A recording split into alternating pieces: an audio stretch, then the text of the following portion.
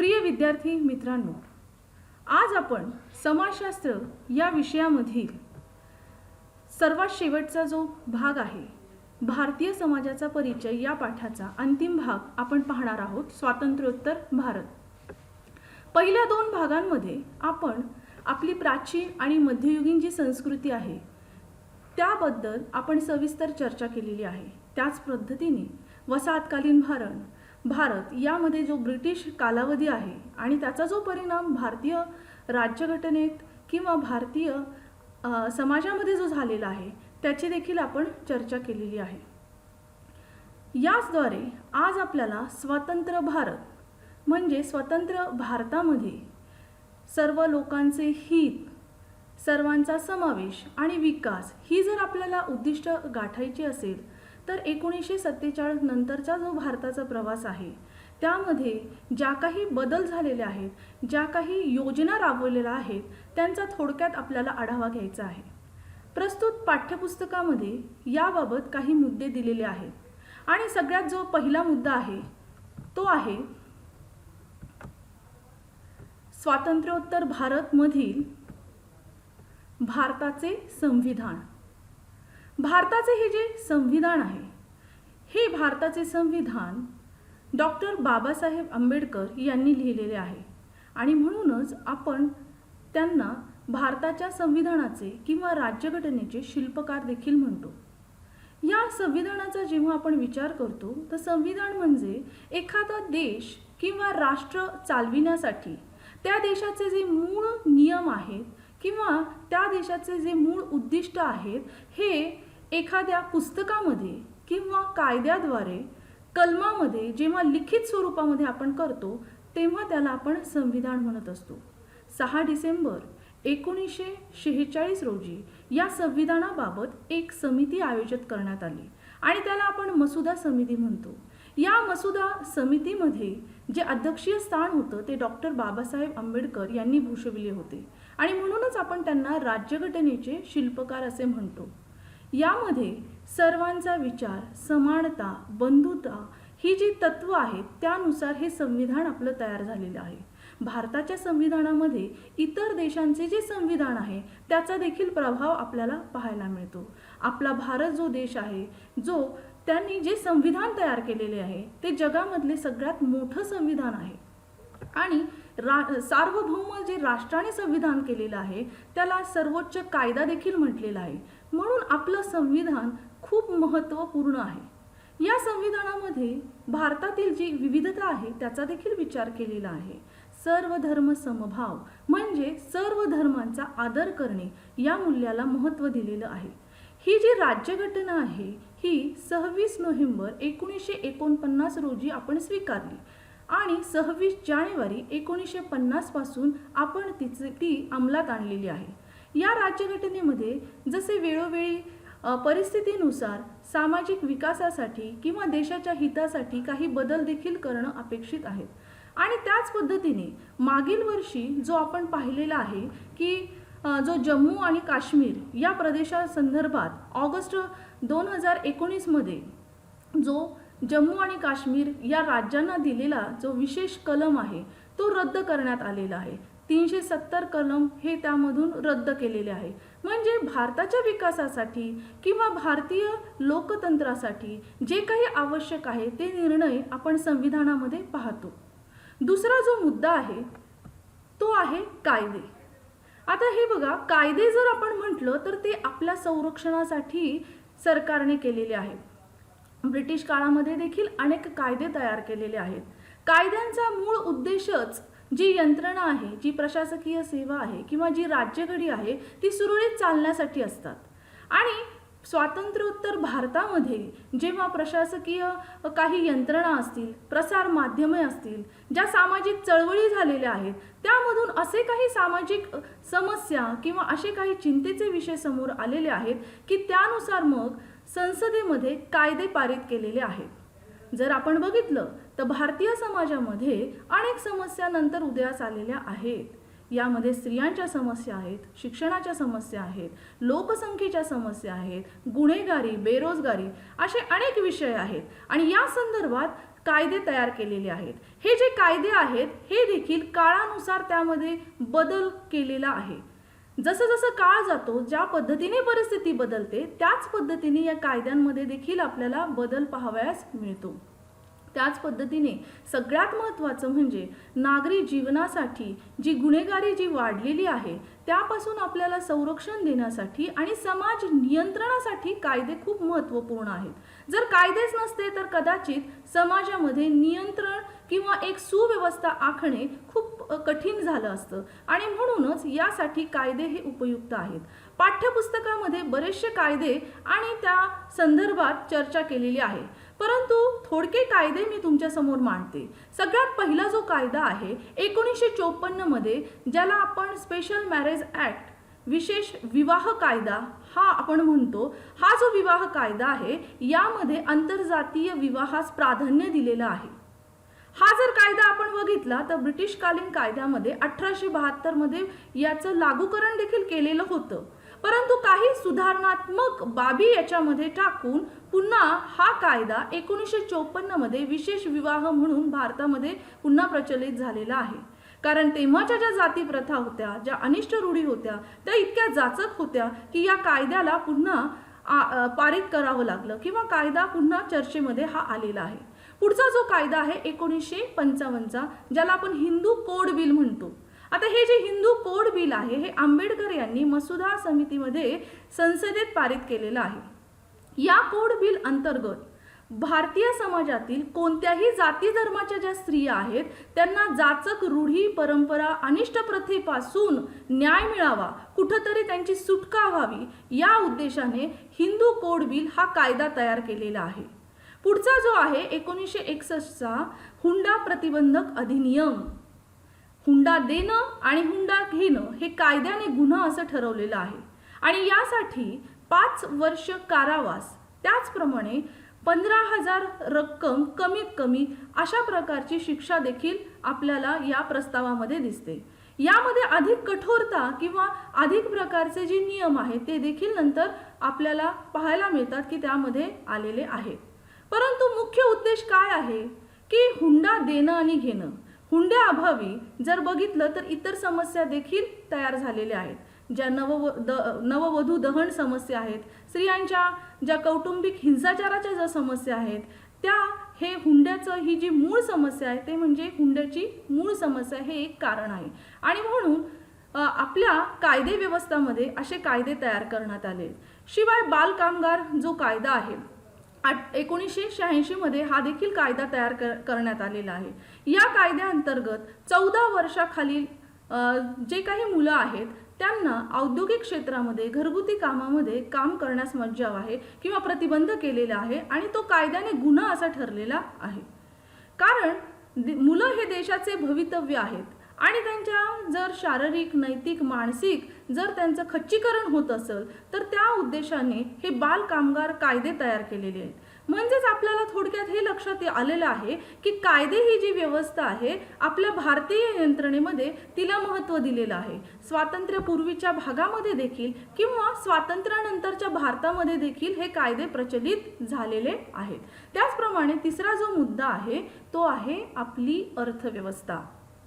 अर्थव्यवस्था हा देखील आपला भारतीय ज्याला आपण म्हणू प्रशासनाचा कणा आहे आणि अर्थव्यवस्थेमध्ये जर पंचायत राज्य अर्थव्यवस्था किंवा जिला आपण पंचवार्षिक राज्य व्यवस्था किंवा अर्थव्यवस्था असं म्हणूया, या अर्थव्यवस्थेची जी सुरुवात आहे ती 1951 पासून ते 2017 पर्यंत अशा विविध पंचवार्षिक योजना आखल्या गेलेल्या आहेत की ज्यानुसार आपली आर्थिक जी व्यवस्था आहे, आपल्या देशाची जी आर्थिक गडी आहे ती सुरळीत चालावी, या उद्देशाने या पंचवार्षिक योजना आखलेल्या आहेत.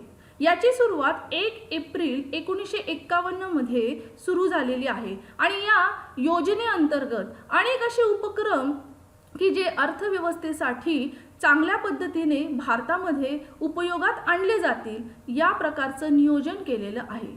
यासाठी राष्ट्रीय संशोधन मंडळ आणि राष्ट्रीय विकास मंडळ या ज्या 2 संस्था आहेत त्या कार्यरत आहेत. या संस्था अंतर्गत भारतीयांचं संसाधने, भौतिक किंवा जे काही साधने आहेत, वस्तू व्यापार किंवा गुंतवणूक बँका या प्रकारच्या सर्व ज्या सुविधा आहेत त्यावर विचार करून भारताची अर्थव्यवस्था कशा प्रकारे सुरळीत असेल याचं नियोजन केलेलं आहे. आता सध्याच्या जर आपण काळामध्ये आता पाहतो की जे कोरोनाचं महासंकट भारतावर आहे, जगावर आहे आणि त्यामध्ये सगळ्या देशांची जी अर्थव्यवस्था ढासळलेली आहे त्यामध्ये भारत काही वेगळा अपवाद नाही. भारतामध्ये देखील अर्थव्यवस्थेचं हे जे काही नियोजन आहे ते या घडीला देखील होत आहे आणि अशा प्रकारे अर्थव्यवस्था ही भारतीय जर बघितलं तर महत्त्वाचा तो मुद्दा आहे की भारतीय यंत्रणेमध्ये अर्थव्यवस्थेला सामावून घेतलेला आहे. पुढे आपण जर पाहिलं तर 1991 मध्ये जागतिकीकरण ही एक संकल्पना अर्थव्यवस्थेमध्ये आलेली आहे. जागतिकीकरण म्हणजे काय की भारताच्या सीमा क्षेत्राबाहेर जेव्हा त्याचा आर्थिक विस्तार आणि विकास होतो तेव्हा त्याला जागतिकीकरण ही प्रक्रिया म्हटलेलं आहे. जागतिकीकरण या प्रक्रियेमुळे जी स्थानिक बाजारपेठ होती भारताची ती जागतिक बाजारपेठाशी संलग्न झालेली पाहावयास मिळते आणि त्यामुळे खुल्या बाजारपेठा झालेल्या आहेत. उद्योगधंद्यांना भरभराट आलेली आहे. उद्योगधंदे वाढल्यामुळे रोजगाराची हमी क्षेत्र वाढलेली आहे आणि साहजिकच आपली जी अर्थव्यवस्था आहे ती सुधारण्यास मदत झालेली आहे. यामध्ये सेवा कर प्रणाली निश्चित केलेली आहे. व्यापारावरचे जे निर्बंध आहेत ते किती प्रमाणात कमी करायचे, कशा प्रकारे मालाची प्रक्रिया होणार आहे, उत्पादन कशा पद्धतीने वाढलं जाणार आहे आणि जी नफ्यावर आधारित जी अर्थव्यवस्था ती कशी राखली जाईल याचा देखील विचार स्वातंत्र्योत्तर भारतातील अर्थव्यवस्थेमध्ये केलेला आहे. पुढचा जो मुद्दा आहे तो आहे शिक्षण. शिक्षण ही सतत चालणारी प्रक्रिया असं म्हटलं जातं आणि म्हणूनच शिक्षण हे कधीही थांबत नाही किंवा ही अखंड चालणारी प्रक्रिया असल्यामुळं आपल्याला शिक्षणामध्ये वेळोवेळी काळानुसार परिवर्तन झालेलं पाहावयास मिळतं आणि स्वातंत्र्योत्तर भारतामध्ये नवीन शैक्षणिक धोरणं आखलेली आहेत. आता ही जी नवीन शैक्षणिक धोरणं आहे यामध्ये भारतात जर बघितलं तर अनेक संस्था शैक्षणिक संस्था उदयास आलेल्या आहेत आणि शिक्षण घेणाऱ्यांची संख्या देखील तेव्हा वाढण्यास सुरुवात झालेली आहे. याचाच विचार करून सरकारने त्यावेळेस देखील मुदलियार आयोग, कोठारी आयोग यासारखे शैक्षणिक उपक्रम समाजामध्ये स्थापित केलेले आहेत. यामध्ये शाळेपासून ते वैद्यकीय शिक्षणाचा एक अभ्यासक्रम उद्दिष्ट आखणे, त्याच पद्धतीने शाळेमधील गळतीचं विद्यार्थ्यांचं प्रमाण काय आहे किंवा त्याची कारणं काय आहेत, विद्यार्थ्यांमधील बेशिस्तपणाचे जे कारणं आहेत ते का वाढत आहेत, त्यावर काय उपाय करायचे आहेत, त्याच पद्धतीने व्यावसायिक शिक्षण जी प्रणाली आहे त्याबाबत देखील योग्य प्रमाणे कसं निरसन करायचं आहे, कोणत्या प्रकारचा अभ्यासक्रम समाविष्ट करायचा आहे, मग यामध्ये शेती असेल, वैद्यकीय असेल किंवा तांत्रिक जे शिक्षण आहे त्यामध्ये कशा प्रकारचा अभ्यासक्रम आणि कशा प्रकारच्या सुविधा द्यायच्या आहेत या सर्व गोष्टींचा आढावा या समित्यांमध्ये तयार होत असतो. यामुळे शिक्षणासंदर्भात जी आव्हानं आहेत ती वाढलेली आपल्याला पाहावयास मिळतात. शिक्षकांच्या समस्येमध्ये, विद्यार्थ्यांच्या समस्येमध्ये देखील वाढ झालेली आहे आणि म्हणून वेळोवेळी आपल्या भारतीय समाजामध्ये शिक्षण या प्रक्रियेमध्ये बदल झालेला आपल्याला पाहायला मिळतो. नुकताच जो 2019 मध्ये जो बदल झालेला आहे, शिक्षण मसुदा समिती ही एक स्थापन झालेली आहे आणि आपलं जे भारताचं मनुष्यबळ विकास संसाधन केंद्र आहे त्यानुसार हा शिक्षणाचा प्रस्ताव समोर आलेला आहे. या प्रस्तावामध्ये जर बघितलं तर जे काही पूर्व प्राथमिक शिक्षण आहे तेव्हापासून तेव्हापासून ते उच्च माध्यमिक शिक्षणापर्यंत जो काही अभ्यासक्रम तयार झालेला आहे या अभ्यासक्रमामध्ये त्यांनी वेगवेगळे विषय म्हणजे जी काही शैक्षणिक तत्व प्रणाली होती जी आधी 5+2+3 अशा प्रकारचा जो शिक्षणाचा आराखडा होता तो बदलून त्यांनी माध्यमिक शिक्षण आणि उच्च माध्यमिक शिक्षण याचं एकत्रीकरण केलेलं आहे. त्याच पद्धतीने शिक्षणामध्ये नवनिर्माण किंवा कौशल्य निर्मिती कशा पद्धतीने विद्यार्थ्यांची होणार आहे याकडे देखील लक्ष दिलेले आहे. त्यासाठी मग वेगवेगळे उपक्रम जसं इतिहास असेल, समाजशास्त्र असेल किंवा मग जे समाजाच्या दृष्टिकोनातून ज्या पद्धतीने नवनिर्मिती करता येईल अशा विषयांची देखील त्यामध्ये भर घातलेली आहे. विज्ञानयुक्त शिक्षण देण्यावर भर केलेला आहे. जे प्रौढ शिक्षण आहे त्या प्रौढ शिक्षणासाठी वेगवेगळ्या उपाययोजना त्यांनी आखलेल्या आहे. याचा उद्देश हाच की भारतामध्ये निरक्षरता ही दूर व्हावी आणि भारत 100% साक्षर कधी होईल, कसा होईल याकडे या शिक्षण प्रणालीमध्ये त्यांनी लक्ष दिलेलं आहे. शिवाय आपल्या ज्या मातृभाषा आहेत किंवा जी भाषा आहे त्या भाषेविषयाकडे देखील विशेष लक्ष या शिक्षण व्यवस्थेमध्ये दिलेलं आहे. शिक्षण या प्रक्रियेद्वारे आपल्याला वेगवेगळ्या सुविधा त्यांनी उपलब्ध करून दिलेल्या आहेत. म्हणजे शिक्षण प्रक्रिया ही इतक्या उदात्त आणि कशा प्रकारे ती चांगल्या पद्धतीने चालेल याकडे भारतीय यंत्रणेचं किंवा भारतीय समाजातील प्रशासनाचं विशेष लक्ष आहे. पुढचा जो मुद्दा आहे तो आहे राजकीय यंत्रणा. याला देखील आपल्या स्वातंत्र्यानंतरच्या भारतामध्ये अत्यंत महत्त्वाचं स्थान आहे. सगळ्यात महत्त्वाचं म्हणजे राजकीय जी यंत्रणा आहे यामध्ये आपण भारताने लोकशाहीचं तत्त्व स्वीकारलेलं आहे. आता लोकशाही म्हणजे काय की लोकांनी लोकांसाठी निवडून दिलेलं जे राज्य आहे, परंतु या लोकशाहीमध्ये आपल्याला लोकशाहीचं विकेंद्रीकरण झालेलं आपल्याला स्वातंत्र्योत्तर भारतामध्ये पाहायला मिळतं. यामध्ये ती जी सत्ता आहे ती कोणा एकाच्या अधिकाराखाली किंवा आधिपत्याखाली नसून त्याचे विविध भाग करून त्यांनी त्याचे भाग विविध क्षेत्रांमध्ये किंवा जे मंत्रिमंडळ आहे त्यांना विभागून देऊन जो कारभार चालतो त्याला आपण म्हणतो की सत्तेचे विकेंद्रीकरण. आणि म्हणून आपली जी यंत्रणा आहे, राजकीय यंत्रणा आहे, ही साम्राज्यवादावर नसून ही लोकशाही तत्वावर आधारलेली आहे. आणि त्यामुळेच मग आपल्याला मतदानाचा देखील हक्क प्राप्त झालेला आहे.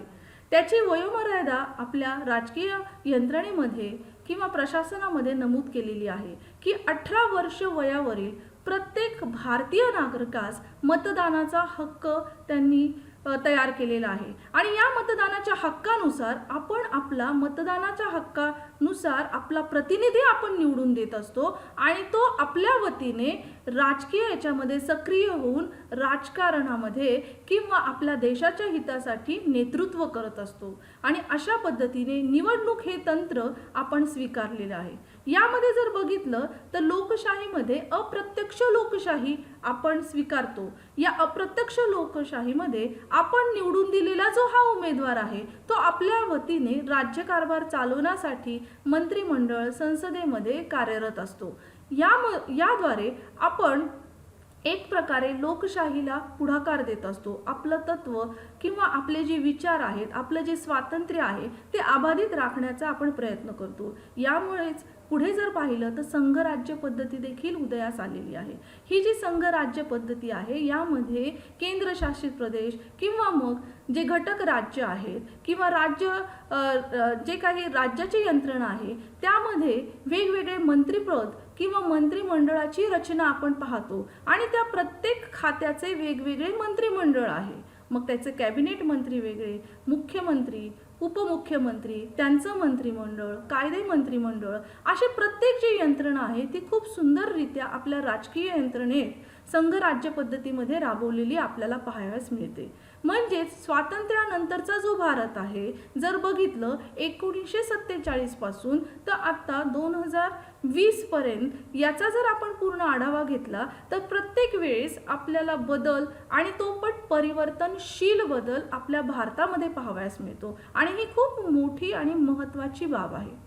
आज आपण जे पाहिलेलं आहे की स्वातंत्र्योत्तर भारत, या स्वातंत्र्योत्तर भारतमध्ये आपल्या भारताचं संविधान आणि कायदे प्रणाली, अर्थव्यवस्था, शिक्षण, राजकीय जी यंत्रणा आहे किंवा राजकीय जे धोरण आहे या मुद्द्यांद्वारे आपण स्वातंत्र्योत्तर भारतातील जी काही यंत्रणा होती किंवा जे त्यावेळेस महत्त्वाचे निर्णय घेतले गेले याचा आपण अभ्यास केलेला आहे.